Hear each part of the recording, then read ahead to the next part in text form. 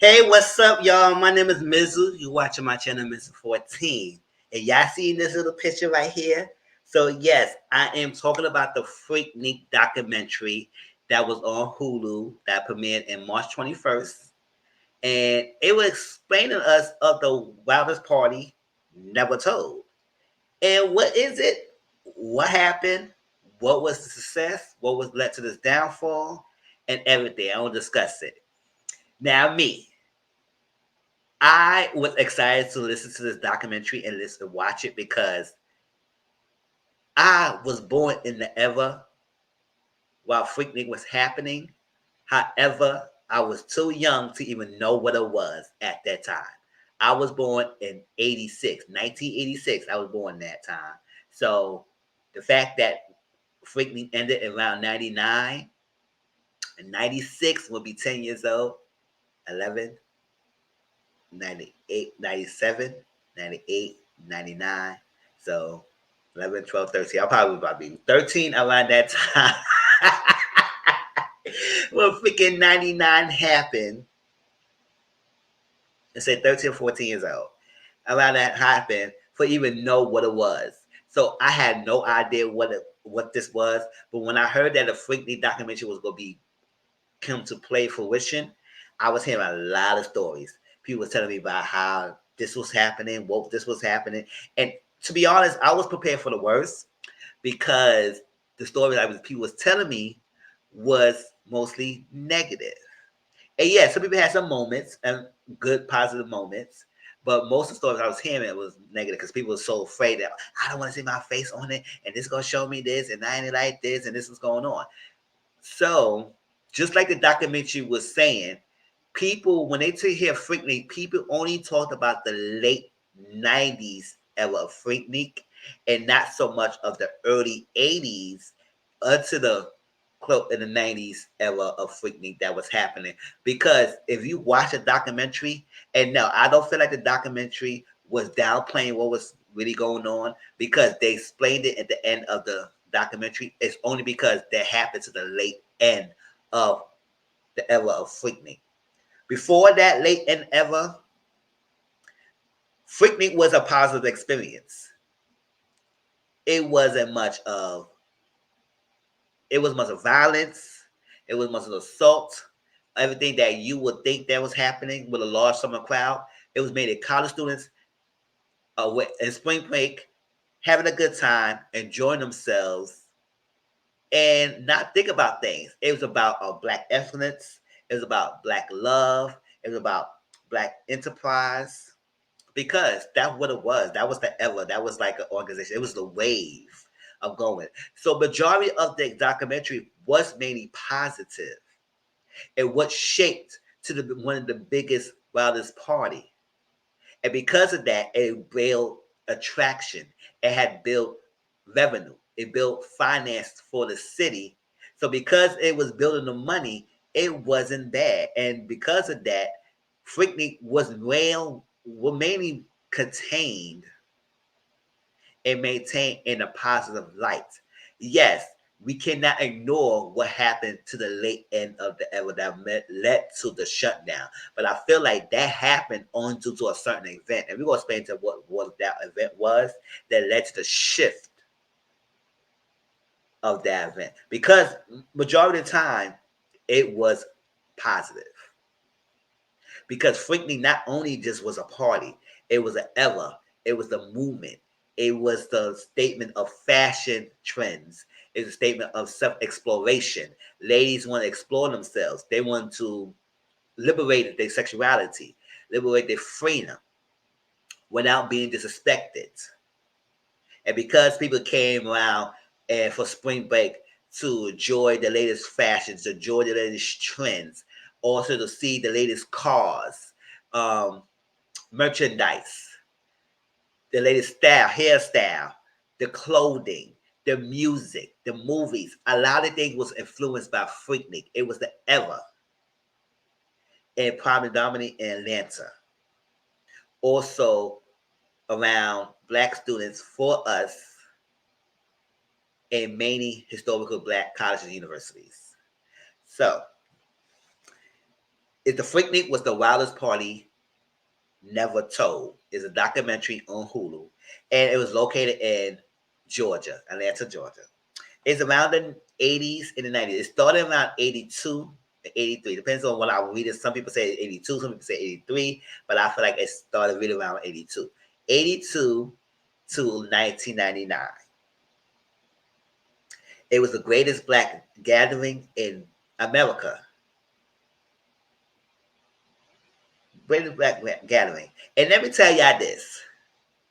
This era was mostly the Gen X era, not the millennials. Like a lot of people make it seem it was, because at the end of the day, even though some millennials, like the earliest, like the oldest millennials that probably was able to get to the Freaknik at the late end of the statement of the era, many of us probably was conceived, was not thought of.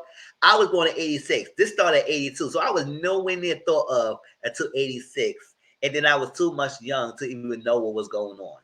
So I haven't never, like I said, I never heard of it. So this wasn't our ever, y'all. This was the Gen X ever.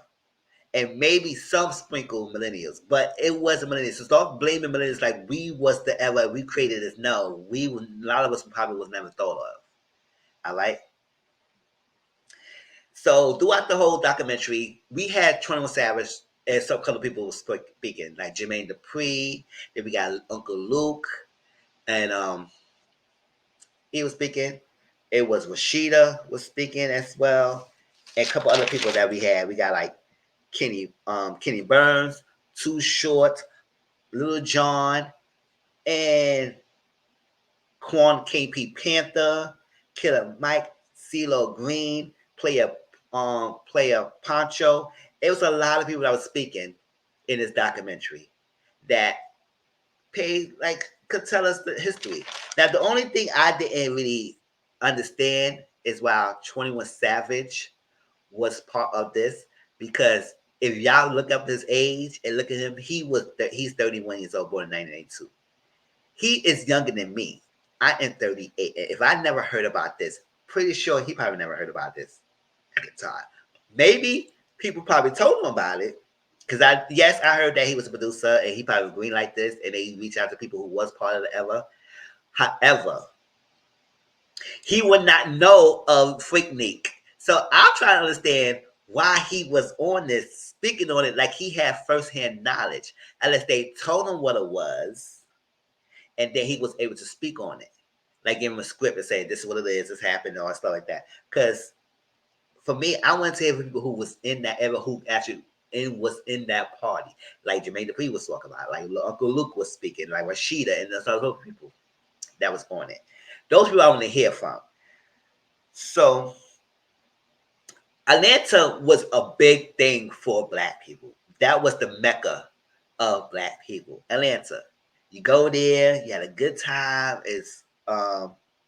It was a cultural, it's an economic, it's an educational freedom for black people. It was a possibility for black people to see themselves, see a large population of them, and create and build this culture. All right. And it was also a home of multiple HBCUs. That it had the Atlanta University Center, where they have Spelman, Morehouse, Morris Brown, Clark, Atlanta. So how Freakniks came about? It was created during our spring break. It was a cookout because some people did not afford to go home. Now I went to college, right? In 2004, 2008. And at some point, at one time during my whole 4 years, I couldn't go home for spring break. I was in a predominantly white college, university, SUNY Cortland, and it was a great school. I enjoyed it. I enjoyed my 4 years. I enjoyed the people I met there. And if there's one time I couldn't come home, so I had to stay at one of my friend's houses for the spring break. And like some people, you might not have money, and some people's parents cannot afford you to come home, and so like that. So you had to find a way to stay there for the spring break, because like spring break was like a week, and you gotta find a way. So they created, say, no one, let's have something for us. So it was like a little small little cookout, bring some food together, put some money together. Even though they had sponsors, they had people who were supporting it. They came up with the idea. Now the founders met into 2023 like almost like 30 years later after they haven't seen each other. So we had the founders of Emma Horton, Monique Tolliver, Amandi Boone, and Sharon Toma. And they was getting a lot of support left and right when they came about. Because they said they wanted just 4 black people come together, have a spring break, enjoy, and they wanted to explain how it started and how it was, and what create this movement. So they had no money to put it together, but they had the support and left and right. And the word Freaknik that we see here, it wasn't spelled as Freaknik with the K at the end. It was spelled as Freaknik with the C at the end. Until they kind of history of what the Nick was, and they had to change it, so like that. But it was that because it was both supposed to be like a picnic style. Now the freak, it may be the free spirit, it's like that because they had the name from Freak Out, Freak Out, Freak Out. So it was kind of derived from that. So they used the word freak with the Nick like a picnic style and meshed it together to create the new name. And then later on they changed it. So they said they had the freak on their events because that's what it was. Freaknik, freak events, and that's what it came about. It was a Southern cookout in Piermont Park. And they drive there. It was like a weekend or a week, whatever. And they go there, have a good time. And it mainly was supposed to be for the local students, local people in Atlanta, for them. And then eventually other people started hearing about that for a while now, and then people started coming in droves and droves and droves to come to the Freaknik era and party and hearing it because of the word of mouth and how the word got around because of word of mouth. They said, "Oh my gosh, yeah!" Especially college students, they love to support. So they were people getting cars together. They were carpooling. They was getting there. And one person said they had a shop, a rim shop, and he had a studio, even though he was selling a bunch of rims, but he had a studio, and it was good. And it was a school event, and it became very big, do a word of mouth, because the people hear about it, and then it's for black people, and we will support, and we didn't really have much of our own stuff that other counterpart might have their own big parties, like Woodstock and something like that, etc. We want to have some of our own. So let us support. So they would come in droves and drive down there, drive a lot of miles just to have experience for Freaknik. They may not have hotel rooms. Sometimes they might get some hotel rooms together and share the rooms together, or they might sleep in their cars. What they want to do, they want to enjoy the experience. So they were talking about how Freaknik was this era in this culture and how it came to be. Like the founders had this idea and they put it together and they came with them out and it became very successful. And then they started saying that shows and movies started to spike the movement because they show School Days. School Days, Spike Lee's film, and it was like a HBCU and musical and stuff like that. And it was talking, and it was inspired by Freaknik. And I said it's interesting to see that come together and the complexities and also around Greek life because a big part of School Days was Greek life and you sometimes at Freaknik people agree will recruit people who's coming to their schools and everything doing events. So it was a very big movement for a lot of people to get recruited to join the movement and different world. It's a different world and where it come from. Right? And it was a person in the show, the actress, speaking of Freaknik in their show. So it's like for that to be mainstream, it was something great from us, a black television to be on TV. We see some of our own representation on TV, positive, college, and showcasing that. And they talk about Freaknik a lot. And it's like, even though it's a scripted show, it's like, is it real? And they say no, they talk about an actual event that's really happening. And people want to know what's Freaknik. So because of that, of movies and shows, it just brings this air of I need to be there. I need to see what the Freaknik is about. I don't want to go. And me watching this documentary, I would say, listen, I probably would like to see what Freaknik was about if I was around that time. So it was a positive light of the Freaknik era. So I'm saying that Freaknik was mainly a positive experience. It wasn't all tainted with negativity like we all was told that's about. Until the late end, yes, it shifted, but when most of the years from 82 all the way to like around 96, something like that, that's when 96 when the Olympics came around, and we'll talk about that because I feel like that's the main reason why it shifted the culture of Freaknik. Then it was mainly a positive. So people was driving, going down the Freaknik and everything. And then the music was experiencing like Adina Howard. I wanna be the freaker to the day unto the dawn. I wanna boom boom and run away to the unknown. I wanna be a freaker. And it was like music. And boo. It was the evidence. I would listen to it. I said, "Oh my gosh, I listen to songs." And not only that, like I said, Freaknik was not only about the people coming up to party. It was a fashion trend. You know, the figure waves. People was showing the figure waves. You know, the figure waves movement that was strong back then. The figure waves was strong back then, and you know the Daisy Dukes. With the booty shorts and you know, and when we got the natural booties and stuff like that, we wear the Daisy Dukes. It was rising up, and you would show the booty cheeks, and it was like a freedom of expression of clothing, artistic expression, and fashion expression. It was also to show off the cars. People have the latest trends of cars, and they would come out and show it, and then people say, "Oh my God, what's something like that? I didn't see that. Let's go over here." And so it was the figure waves, the flat tops. It was the hub of music and fashion and beautiful blackness. It was the greatness of us because people were coming to expressing themselves. And it was mainly college experience. Eric Sermon was the one who created a whip shop around there, and it was a studio.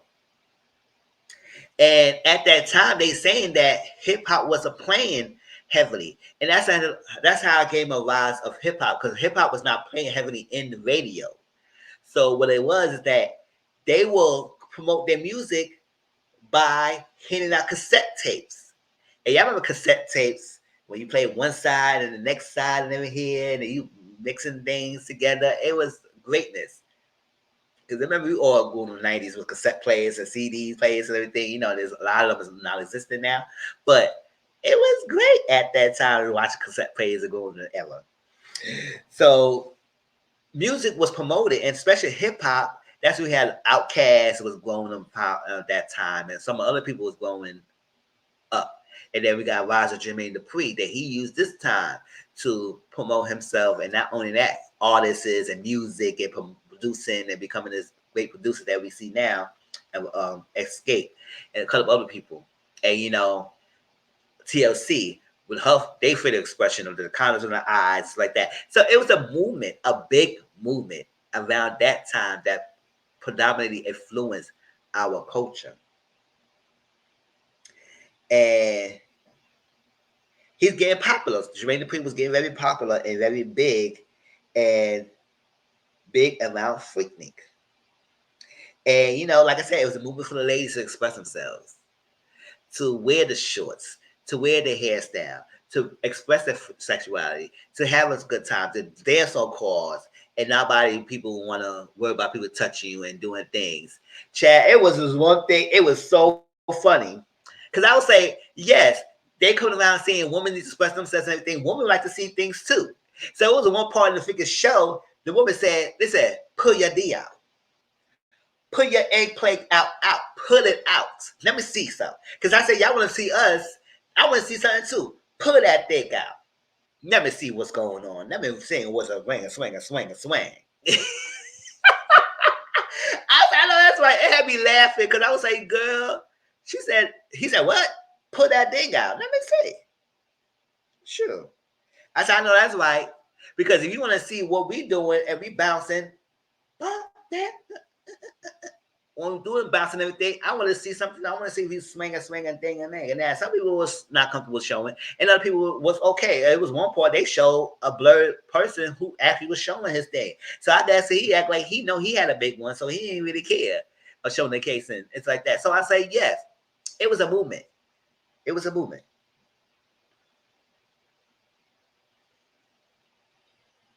So Jermaine Dupri said he started being around Freaknik around 93 and 94. That's where it get closer to the early 90s before it shifted. But that's where he started getting around that. But Freaknik didn't start to the early 80s when it was mostly a picnic and it was there, Paramount and everything, and it started gradually getting bigger and bigger. Now, the Freaknik was contained and everything. It was good. Now, how the ratchetness came about with the booty shaking and the more exploration when Uncle Luke came out. Y'all know Uncle Luke. He was the one. Pop that, keep it, let me see it, do it, but I wanna rock, do it, girl. Like, listen, and then he had created a Freaknik. He had did a music video, and I forgot the name of it. That was around Freaknik. No, it's called Work It Out. Work It Out music video that was around Freaknik. And shot around there. So that got the word out because people say, oh, Uncle Luke. And then, yes. So because Uncle Luke started doing the ratchetness, he brought the ratchet to the Freaknik, the booty popping and the booty shaking and doing the exorcist and everything. So he was getting it turned. So yes, it started getting turned up around the time. But even so, and I put this on Twitter because somebody was making it seem like, oh, Uncle Luke was the fashion it turned. I said, yes, even though he did bring the freakiness to the Freaknik, however, it was still mainly a positive experiences until something else came about. That didn't turn to shifted the thing. Yes, it shifted to more getting ratchet, but it was still a positive, well-respected event. And Freaknik, to be honest, I did not know that until the documentary said it. Freaknik was bringing the city money. They was getting millions. They was getting millions. And I said, for an event like that, it was for years and years and years, it was bringing you money. Y'all had no issues with the event. The city of Atlanta did not have issues with Freaknik because Freaknik was bringing them revenues. It was bringing them revenues, bringing in that money. And that's right. Get it, get it. Exactly. So by 93, it was everywhere. Everybody was hearing about it. It's like, oh my God, you hear about Freaknik? You gonna go there? This yes. You gonna hear about Freaknik? Yes, we going there next time. You gonna hear about Freaknik? Yes, let's get a car. Let's drive. Let's get it. Let's get it. What we get to do, right? Let's go. So people were driving, and they said 94 was the best prime time of Freaknik. I said, oh, the best prime time. People would park cars because traffic was a thing. Like they really had to control traffic. Like some events they control the traffic. Say you can't go here. You got to park here in this area. They would go around the blocks. They would park their car, and hop out and go somewhere and find the next thing until y'all done what y'all need to do and go back to everything. But playing the traffic, they were partying in traffic. They was doing things, and that's why I say music was heavy at then because like. If you hear artists that you never heard before and it was playing on the radio and then you give out your tape and people in the cars are playing it, then that's how you get your promo. So the promo was basically, you didn't really have to spend money to be promo. You just had to make the tapes. But you didn't have to spend money. You could go and just do what you had to do. So you go ahead and do it. Do what you do and get the money. And that's how the music was coming prevalent because people was getting promoting the music. So that's what hip hop becoming hit. And as they becoming big, then it was started playing on radios and stuff like that. But people was buying products. Kids had money. These college students had money. Like they was like, where is y'all getting this money? But it was money enough for them to spend. That's what it was making them money. They was getting t-shirts, freaky t-shirts. It was a lot. and everything. Like I said, Outkast was coming out. That's when music was being promoted with cassette tapes. It was the best promotion because it was playing in the cars. I see a lot of people was coming and driving. It wasn't no flying down there. It was no bus ride. It's not. People was driving in droves with cars from different places of the U.S. to Atlanta to drive there. So that you driving, you promoting your music. That's your best promotion right there. So this what I feel like it shifted the Freaknik because even though it has been a positive experience, it was making the money and everything. When 96 came about, they decided to have the Olympics in Atlanta. And Olympics came to Atlanta at that time.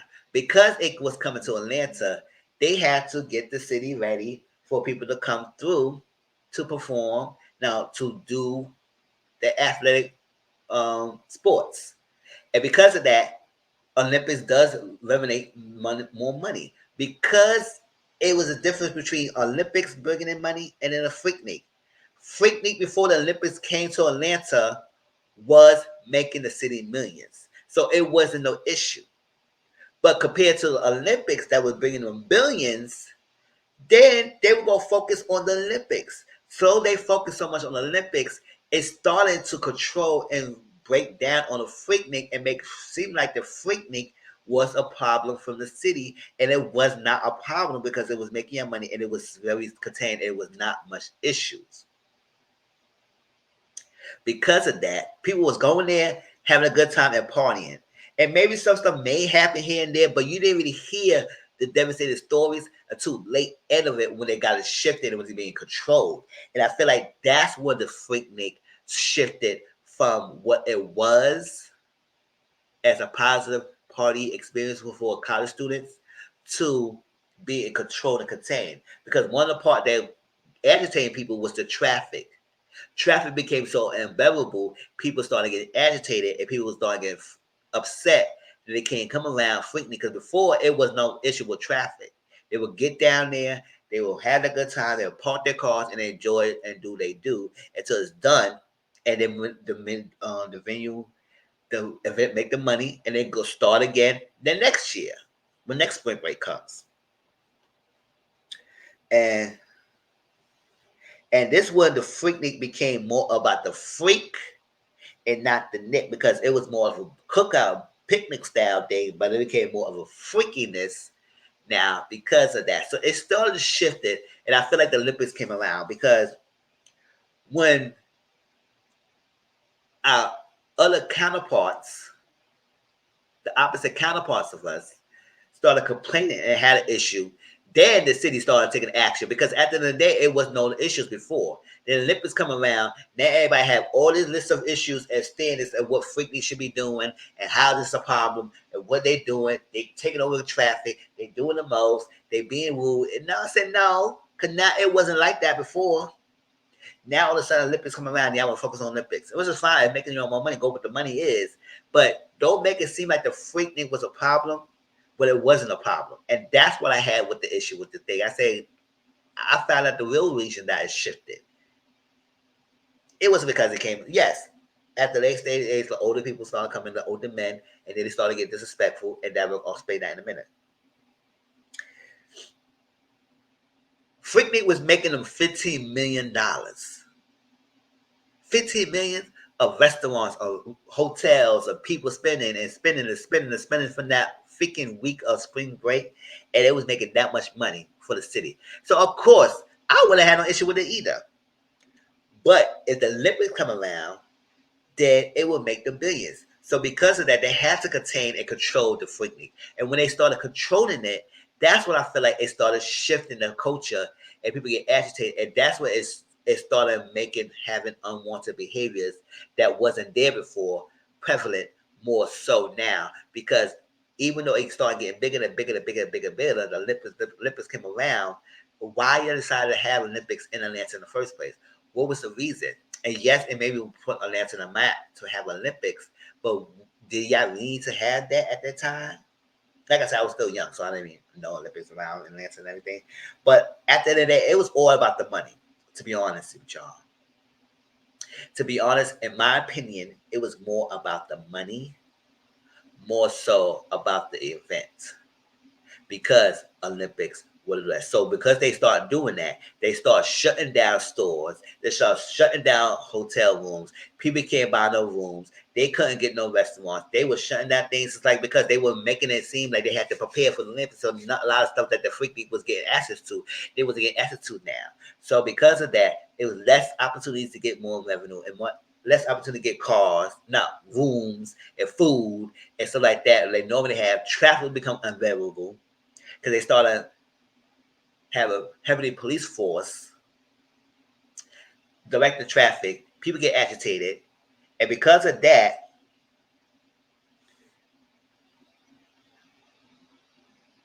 older generation of men started coming down there because they hear about the Freaknik. And because they hear about the Freaknik, they would think it was going to be this agitated. But then, because they come around there, then it started getting out of control. Because I feel like it started getting controlled. And because the controlliness was happening, unwanted behavior was coming around because it was getting agitating them. It's agitated a lot of things. Now, I feel like, yes, the Freaknik shifted because Olympics came around and shifted the culture and started controlling the event because once they started controlling it, it became a problem.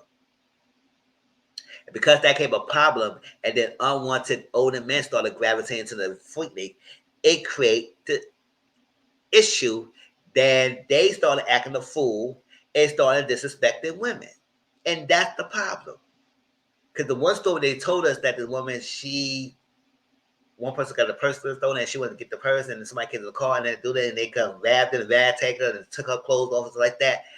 That's what started getting heavy and then started the SA assaults and stuff like that happening because now, because it started to get contained and controlled, people started acting a fool and then the unwanted people, the attention that it was mainly college students that had no issues, then the older people started coming around and they'll start disrespecting the people.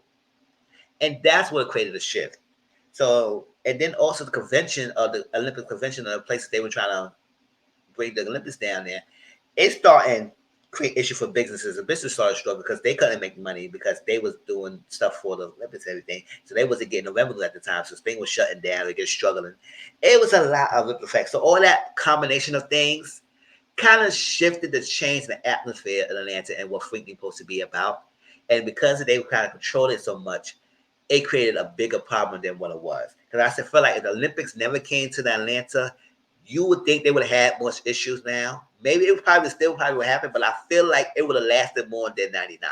And probably we feel like we would have heard about this more into 2000, early 2017. I was in high school at that time now. I was in high school in 2000. I went to high school in 2000, 2004. So I would have probably hear about things more if it would still continue on. Maybe it would have probably ended about the early 2000s and everything, but we don't know. It probably would continue on a little more because it was a successful event. And two, that shifted. And I feel that way because I'm watching it because people would feel like the Freaknik documentary was downplaying it.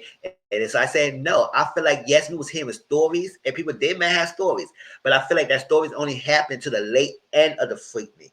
The early parts of it was still a cultural movement. It was a very positive experience. So at the end of the day, I feel like the documentary served its purpose of showing us this party was happening. It was very great up until this point, and it started getting out of control because they started controlling the event, and the unwanted people started coming, and then they took it over and took it to the next level that it shouldn't have been taken there, and that's what I feel like it happened. It was no control. It was no concern about safety until Olympics came around. Y'all had no concerns about safety of the people, of the traffic being done, all that stuff until Olympics was announced to be in Atlanta. Because of that, y'all shifted your whole mindset and made it seem like Freaknik was the problem. It wasn't was. It definitely wasn't. And all because they were greedy about the money. So George Hawthorne at one point, he was the head of spring committee and trying to come to forth together. He said like if it was every point that he felt like that he needed to shut it down, he will make that announcement. So I think around 98, because it ended around 99. So, around, it's like, little bit started happening in 96. It started coming around that area. So I feel like around 96 to 99, around all 97 to 99, whatever it started happening, because it said in 98 they had two cases. So probably around the last 2 years, that's really, really got hectic. And then that's we got this person named Stacy Lloyd. She told her story about the friend lost her purse, and then the fight became the man, and then other people took her out, started dragging her, ripping her clothes off, and it was a lot.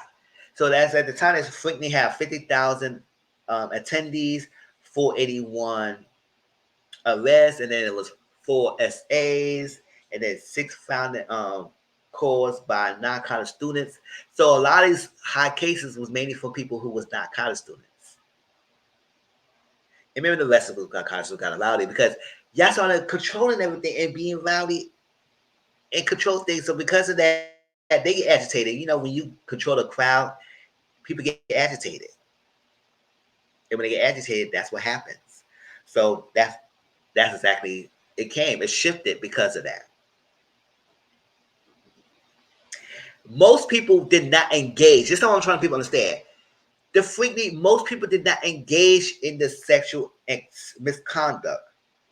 A few spoiled it for the people. It was a few. Because the majority of the time, people was enjoying themselves in the music. So they didn't engage in mixed sexual misconduct. So when they did that, they attached to the Freaknik because a lot of people was not part of that. Because it was around Freaknik time, I guess that incident was happening was a separate entity than what it was.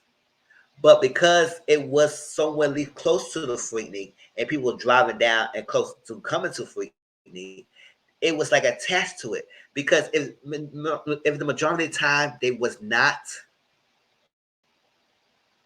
engaging in this poor behavior, then these other people who was not supposed to be there, the adults who came around, who's not college students, coming around and messing up for everyone else.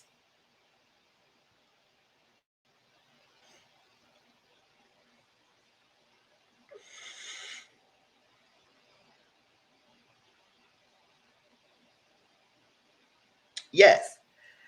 And because of the nature of the Freaknik change, women started to get displeased about the Freaknik because they was start getting targeted in a not positive way, in negative aspect.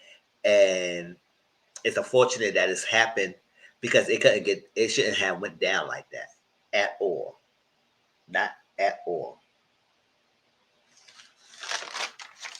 And the girl said she was lucky that they didn't actually really go forward to SAing her because someone yelled police. And when they did that, everybody started dispersing. So I say it's sad that the name of the Freaknik party was tarnished by the late era of the 90s of what that led to the shift and what ultimately led to the ending. To George Hawthorne did announce that he was closing and just shut it down. It will be no more Freaknik. And then they did revive the Freaknik in early in like 20 late 20s, like 2018, everything when they're trying to do Freaknik festivals. But they say it's not the same. You cannot recreate Freaknik. You can do it and contain it in this aspect, but it could not recreate it. Um, and it cannot be what it was. They cannot. You could try to duplicate it, but you never could create what it was. And Freaknik changed the influence of music. Whether it was like, with Sierra done my goodies and on cars and everything. People was not doing that much until they got to Freaknik and getting on cars and dancing on cars and doing this like that, having a good time. It was a movement. Because that movement was influential, it influenced the music and the movies and stuff like that. So it was a monumental era for Black people. And it sucks that it got tarnished by unwanted, ruly, older men who coming around and started gravitating to Freaknik that was mainly geared for college students. And because the Olympic came around and because they got more controlled, people started getting more agitated. And because of that, they started doing unruly things and unwanted behaviors that was not necessary. Because of that, I feel bad and I feel sadness and hurt for all of these who had to went through the troubling times of the hands of these predatory men. It's like that because at that time, yes, it's getting more cracked down, but maybe it wasn't. It was probably heavy hit hard because predatory men was out there in droves. And probably in the early 90s, it's like that. You hear this because we hear it now. We understand that because we see this prevalent happening that people speaking about things that happened to them back then when it was the 80s and 90s of producers and music people and everything else and the men out there because that was the shift in the culture and everything. And because of this shiftness of preying on the women and think you have the rights to their body and everything, it just taunted, it tainted things. And to this day, people still, men still feel like they should be right to a woman's body and everything. You can't go and have a good time without somebody thinking they could touch you and grab on you. And that's not good. Stop that. We could have another Freaknik if we want to, but people need to start understanding that you just cannot do whatever you want. Leave these women alone. Let them have their time. Let you joy. Let you have experience. But people don't want to do that. They just want to change things. And I feel like the city of Atlanta failed the Freaknik when it had the Olympics. Now, get me wrong, you want to make the money, but I don't feel like it don't need to have that in the Atlanta because it changed stuff. And then the older man gravitating. It's like that. So don't blame the millennials for this, because millennials was not part of this. This was most of a Gen X era. Who's going to college, stuff like that. And that what it was. So I have enjoyed this. This is very good document. I know people might be disappointed because they didn't feel like they downplay it, but I said I don't feel like they downplay it. I feel like they told the story what it was. It was mainly a positive experience because that little stuff happened at the end, late end of the 90s. It kind of overshadows everything that was happening. That's what they said. When people think about Freaknik, they only think about the late 90s and not so much of the 80s. Well, the 90s, not so much the 80s. Because if you think about it, most of the years it was great. It was great, and that's why I got our wonderful documentary. So y'all let me know how y'all feel. Please like, comment, subscribe to my channel. Also, if you want to join my membership, hit that join button down below for join exclusive content. You will get early access to video because this Freaknik will be early access for members, and the other non-pay members will get it afterwards. So I gotta upload this, put it on documentary, put the title, put things on, and upload it for the members. So y'all will get to see this first, and then after a couple of days, then the regular people will see it. And like I said, I enjoy it. It was very fun, and I'm looking forward to seeing more of things that was out there that influence our culture that probably was never told because it needs to be said and it shed light. And it was great. It was great. I enjoyed it. So let me know how y'all feel, please. I would really genuinely like to hear it. And some of y'all who probably was around that era who probably know things. Let me know in the comment section down below. I would love to read your stories like that. And if you did have a good experience, I would love to read it too. At the end of the day, I do know that the late end of the 90s, it did became horrible. However, majority of Freaknik was a positive experience. And that's what I have to say. So y'all let me know how y'all feel because this video is about to get close to 50 minutes. And I say, yes, I wanted to talk, but I wanted to give y'all something. So y'all let me know how you enjoyed it, what you did like, what you did not like about the videos, what you know about it. If you had first-hand experience, if you did have first experience, if you know stories, let me know. Tell me. All right? And I'll talk to you later. Peace out.